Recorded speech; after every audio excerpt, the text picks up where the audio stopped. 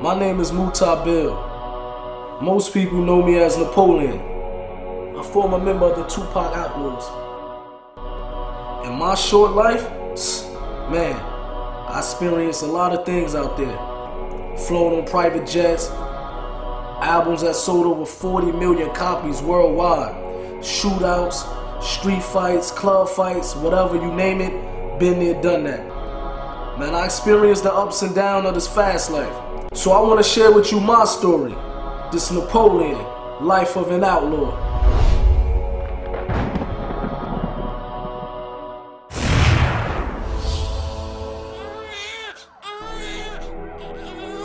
I was 3 years old when my mother and father got murdered. After the murder of my parents, me and my brothers, we was in the house with the dead bodies for 24 hours. And I remember as a kid that I was biting my mother, trying to wake her up.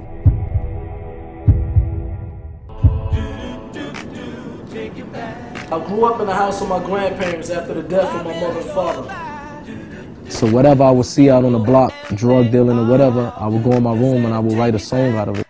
You know, it was a way for me to relieve whatever was inside of me. I was able to put it on paper. All I can remember all his life, he loved rapping. And I remember the first time I met Pop, man, he asked me to rhyme for him. I rhymed for him, we hit it off, and the rest is history. He got close with Pop. He looked at Pop like a big brother or a father figure, you know, someone to look up to. Muta was, him and Pac were bonded real tough. I think Muta had become one of Tupac's extended family members.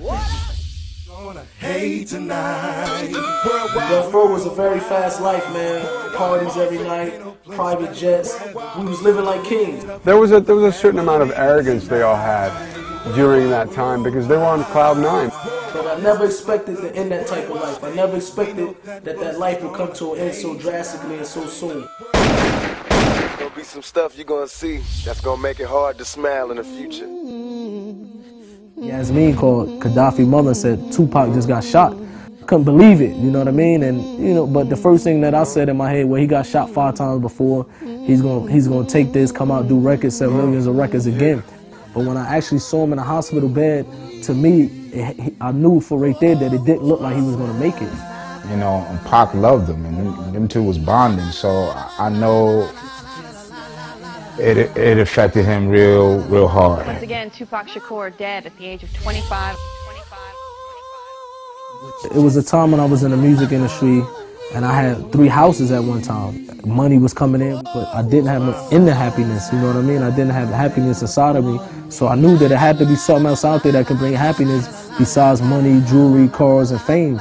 Because once you get to a certain level, you start searching. And what I did is I turned to experiment different drugs, and I turned to drinking alcohol real heavy.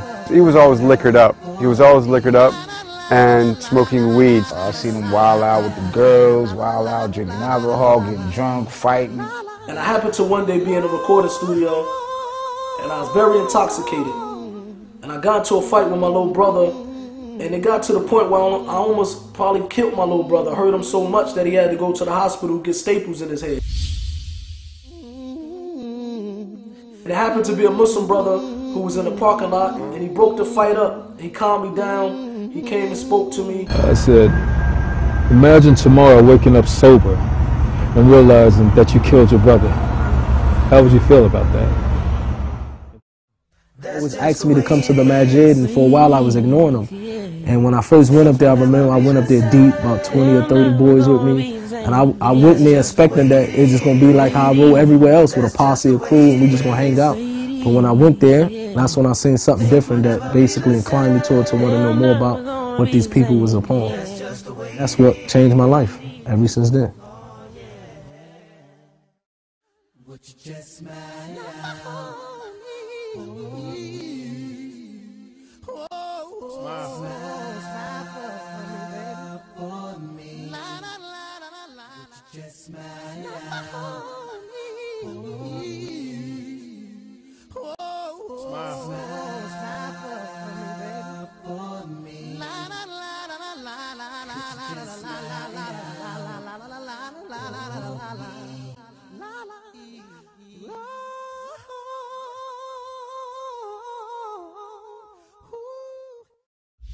That's just the way it is. He got an awakening. Islam has given Muta a purpose. Overall, man, my brother, he's a different person now, man. I think Napoleon has changed in a way where it's beneficial to the children, beneficial to himself, to his family, and to his friends. But when I looked at him, he definitely inspired me to want to, give back to the youth and give back to the community in a way, saying that Islam only offers you. He had a lot of potential, but he also had a lot of anger and unresolved issues that I think Islam probably gave him solace and peace. Muta is a good brother, and personally, I'm striving to be more like him. Napoleon, may Allah reward you, bro. You're a good dude.